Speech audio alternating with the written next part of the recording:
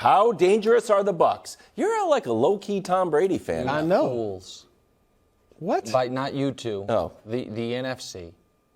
These fools let exactly what those of us who have been burnt by Tom Brady for 2 decades, what we all saw coming right down the tracks, they've let it all happen. And now the Tampa Bay Bucs get to rest next week. They're not going to. And we'll see. They get to if they want to. They have clinched. They should. And in their first playoff game, they are guaranteed to be playing one of 2 teams, both of whom their best victories of 2022 came against. The Eagles in the playoffs or the Cowboys to open this season. And riddle me this, all of a sudden they look dangerous. Brady looks good. Mike Evans is clicking. The defense is forcing turnovers. And this team could have been killed off 4 times in the last 2 months, Brew. Bro. The Rams were up 4 again. They were up 7 in the fourth quarter. These are the biggest deficits. But the Rams had the ball up 4 with less than 2 minutes remaining. Choke job. The Saints were up 13 in the fourth quarter, and the Bucs punted them the ball. Remember that? Brady argued with Leftwich. Or with Bowles. He didn't want to punt. The Bucs were like, no, we'll punt to you. We'll still win because you will fall all over yourselves. Christmas night, no one was even surprised at that one. Arizona is up 10. And then yesterday, the Panthers are up 11 in the fourth quarter. Any of those teams do their job, and we're done with Tom Brady for this postseason. And we all can have a nice, fun, exciting NFL playoffs. Instead, Michael Myers rises again like a phoenix from the ashes, and you guys are going to sit here and pretend they're not scary. They're scary. I'm not pretending, Nick. They are not scary in the least bit. Correct take. All right? This is a man scoring speaking. This is a man who watched Tom Brady beat his beloved Patrick Mahomes several times. Every fan of every team in the league is scoring when it comes to him. He's I'm beaten a Brady them all. fan. Even me. I'm a Brady fan, and I am not. They are not dangerous. Okay. Now, could they beat Dallas? They won't beat Philly unless Jalen Hurts doesn't play. Well, who knows? I think Jalen Hurts will play if they meet them. But if they meet Dallas, I'll give you this, Nick. Yeah, they could beat the Cowboys, in part because the Cowboys might lay an egg. I really think they would lay an egg against them. And you don't think they can beat when Philly? I say dangerous, I mean win the NFC. Get to the NFC Championship game. No. You don't think there's any chance they get to the NFC Championship game? Super Bowl. For Tom Brady, it is Super Bowls, and they are not getting to the Super Bowl. I think San Francisco and Philly are still a level above them. Nick, it was Carolina. I know. We have It was Sam Carolina. Carolina that barely beat Mitch Trubisky and the Steelers, or lost to Mitch Trubisky and the Steelers a few weeks ago. Not even Kenny Pickett. It was Mitch Trubisky. Carolina that can't stop the pass. Nice. Okay? Let's not make more of it than it was. And in the red zone, even yesterday, Tampa Bay was 1 for 3 when it came to scoring touchdowns. They couldn't score in the red zone against Carolina except the sneak. Take for you guys? They're going to go bombs away against everybody in the playoffs? What I'm telling you That's what they did yesterday. That unless they are down by 3 scores, here is the script of every one of these games I've seen in my entire life against this guy. They make one play. The other team gets a little nervous. They turn the ball over. Then it looks like they're dead. And it's like, oh, Brady's finally gone. And then you hear, oh, wait, dear God, there's Carl Cheffers music. And there's a late flag coming across the field. And it's like, oh, they're still alive. And then the other coach is looking catatonic on the sideline like, how did this happen to me? And you're saying they can, I know you say they can beat Dallas because you don't believe in Dallas. Right. If Philly plays them in round 1, that will mean Philly is mid-collapse. That will mean Philly has lost 3 in a row and went from the 1 seed to the 5 seed. You don't think that team with Tampa coming off what I believe will be some rest this weekend can beat Philadelphia? A Philadelphia team that will be free falling? The way Philly gets to the quarterback, 4th all time in sacks in the season this year. The way they get to the quarterback, they're going to pressure Brady. Somehow Andy Dalton was able to withstand it, though. All right, can I make a hypothetical scenario for you? Yeah. If for 11 days in a row I was making you lunch, and every lunch is pretty bad, and then one day I come in and make you a great lunch, The following day, do you think that lunch is going to be great or probably I don't know. bad? Are you the greatest chef ever? Do you have a 20-year history of great lunches? I'm not sure. Okay, well, that scenario is Mike got you on Evans that one. and Tom Brady.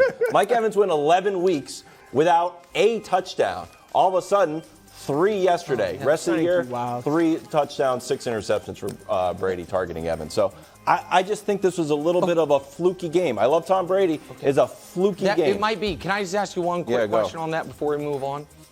If I were to tell you Mike Evans is going to have one unbelievable game all year, what time in the schedule would you put it to make the Bucs the scariest? Sure.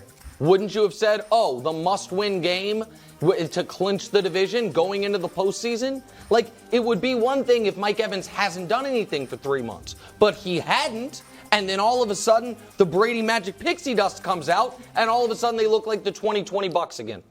No run game, no. Yeah, no run game. No. Quickly, Brew, because we're going to talk Aaron Rodgers. Would you rest the Bucs next week? Brady I think wants they to need play. to play and get some rhythm. You rest their it? They're in rhythm. They just came off their best game. Well, I would keep rest. the rhythm. You rest. Really? Guy's 45 years old. They've had He how wants to many play. good games this year? 3? Maybe. But they Yeah, keep winning they need to bad keep games. going. Moving on. Do you believe in the Packers? Well, you should. They roll the Vikings in Lambeau 41-17. Next week, they win, they're in. Rodgers, to his credit, predicted this exact scenario, which Nick poo-pooed, and Broussard said, yeah, that makes sense. Here's the defending It's MVP. not quite right. Yes, it I'm is. waiting. I kind of like it. Can I tell you what's a kinda shame? You like it? I kind of Can I like tell it. Did he what's a shame? manifest playing the worst season of his career? Well, he's Did he? manifested some wins. Wildes, you know Well, what's a shame? Nick, let's just give Nick the floor. 'cause you just owe for a some moment. apologies. It's just a shame that Chris Broussard abandoned his Super Bowl pick. What? Because he had him. And then a couple weeks ago, I think he flip-flopped to the Eagles. I don't know. There's so much flipping. You are still. mistaken. No, I did say the Eagles are the favorites. And you said, But they were- I had last week when I was out. Yeah. I did read the bylaws. Okay, into but it. The you fine I got abandoned deep it. into the bylaws. They're still mine. The Packers are still mine. But, They're still mine. If they get in, they're still mine. Okay, if they get That's in. all I'm saying. Can I say something Yeah, go. unpopular here? Yeah, do it. No, the NFC shouldn't be scared of the Packers, and I still think they made a mistake this last month. This is the Stop this is it, the Nick. worst take you have. I think this hurts the ratings this take. Okay, that's fine. I will ask you this question. First of all, if they get in, they will be playing the Niners, and the Niners will mollywop them for 3.5 hours. because they look so good against Jarrett the Javelin. I'm just telling you that's what will happen. Okay. I'm not as convinced as America that they're going to beat the Lions. I don't even think Brew's convinced I'm they're not. going to beat the Lions.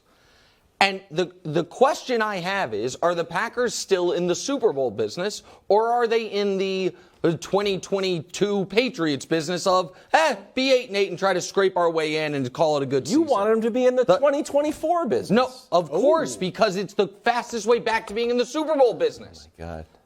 And I think this was a massive mistake. I think the fact that, yes, there have been collapses around them and they might end up the 7 seed does not change the fact that this makes them further away from winning a championship than had they done the smart, taken their medicine this year so they can figure out if they're trading Rodgers or Love or neither this offseason to make the team better for next year. That would have been the prudent approach. But what I don't understand is why everyone is acting like they're afraid of the 8-8 Packers, and me sitting here saying you should be afraid of the 8-8 Bucs is ridiculous. The 8-8 Bucs have a better defense. They have a better quarterback. They have more. They also get a home playoff game. The Packers, quarterback even yesterday, didn't play well, and they won because of who they were playing. I'm not scared of the Packers, and I'm not certain they're making it. Look, I obviously am pulling for the Packers. What I didn't like, and I'm with Nick, I thought Rodgers was a little too self-congratulatory. He called it exactly. They're not in yet. Not in. I mean, Detroit is legit. You saw what know. they did. Y'all hit Chicago, but still, they crushed Chicago. They're 7-2 over their last And 9 Goff's games. been better than Rodgers this year. Look, I think they'll win. I'm picking the Packers to win.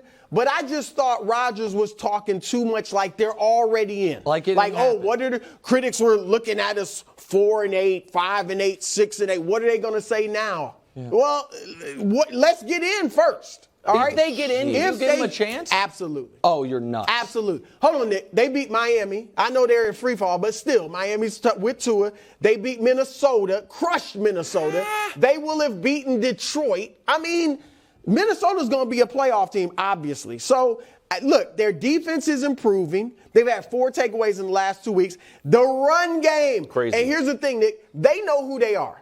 Yeah. Like Dallas should be running like Green Bay, but they might let Dak throw 50 times. All right? That's not going to happen with Green Bay. The split in the last 4 wins between pass and run is almost exact, even 50-50. They got a run game, a defense, and a quarterback that is not going to make mistakes. Do you think I know this year's got 11 picks, but his body of work shows that in he's the playoffs not going he gets to worse. beat them. Well, he's hot though. He's hot. He's right. You think they're dangerous? Worry about them. Absolutely. Yeah, this guy manifested it. And we sat out there and we're like, I don't know, you want Jordan Love to play. I still want Jordan Love He can be a little bit cocky. Okay.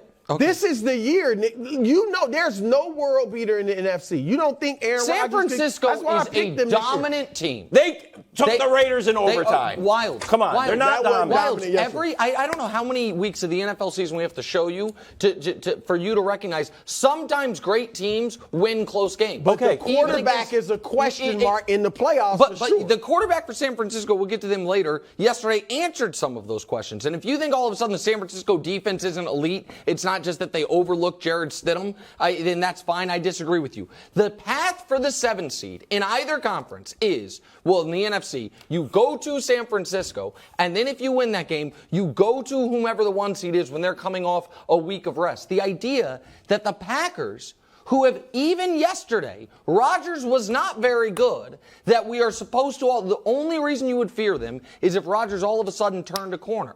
He has not. It's the same. It's Rodgers and Brady. You guys got to believe in them. But Rodgers has a run game. Brady has been to 10 Super Bowls and 14 conference championship games and is an all-time great playoff quarterback. Rodgers, when he's at his best, has been mediocre. I'm looking at the rest of the team. He also got a haircut. That's what I'm looking at. So I don't know how that went. In manifestation. Okay. The Vikings. Well, what are we doing with the Vikings? 12 wins, minus 19-point differential. Kirk Cousins throws 3 interceptions, loses a fumble. I mean, are you ready to officially say they're pretenders? Brew, I'll start with you. You believe in them? Yeah. No, I don't believe it. I haven't believed them at all. Okay? The Vikings are a soft team. Period. They're a finesse team.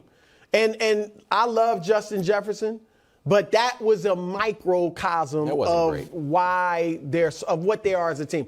He let Jair Alexander talk all week, say it was a fluke, what he did to him in week 1, and then come out and hold him to 1 catch and 15 yards. I think Cousins and Jefferson should have been chomping at the bit to get a hold of Jair Alexander. And they did a good job. It was team defense to some degree, but to me, dogs win in the playoffs. And they're not dogs. Well, they're nice, soft, finesse. Let's win some regular season. They don't want street fight. I think the pass defense is terrible.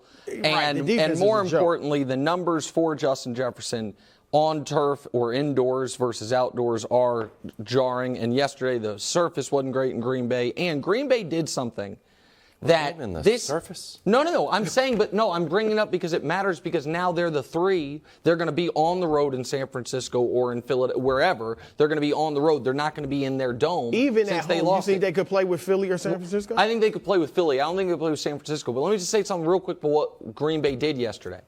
Typically, you see teams make the decision. If you have a dominant number 1, we're going to double him, or we're going to put our number 1 corner on him single. The Packers did something you rarely see. They put the number 1 corner on him and doubled him, which should have meant the rest of the passing offense, Thielen and everybody, Osborne, Hawkinson, who they traded for, has a field day. But they couldn't because Kirk Cousins went full Kirk Cousins at a time you didn't want him to. And so everybody that said we have to respect the Vikings because they are so slavishly dedicated to the standings, when we all knew Kirk Cousins was going to have this type of moment in a big spot, we were all proven right. That was exactly what we were afraid of. They did a smart thing against Jefferson, and they couldn't adjust. I might buy low on the Vikings. Okay. Yeah, sure. 12 wins. Why not? I like the Vikings. Hey, They're guys, the I'm a 2020 Vikings Steelers. fan now, everybody. Hey, are the 2020 Eagles in trouble? Strong maybe. Coming up next. First things first. Speaking of the 2020 Steelers, another team in Pennsylvania we got to talk about. Thanks for watching. Subscribe here to get more from the show and to check out clips from other shows on FS1.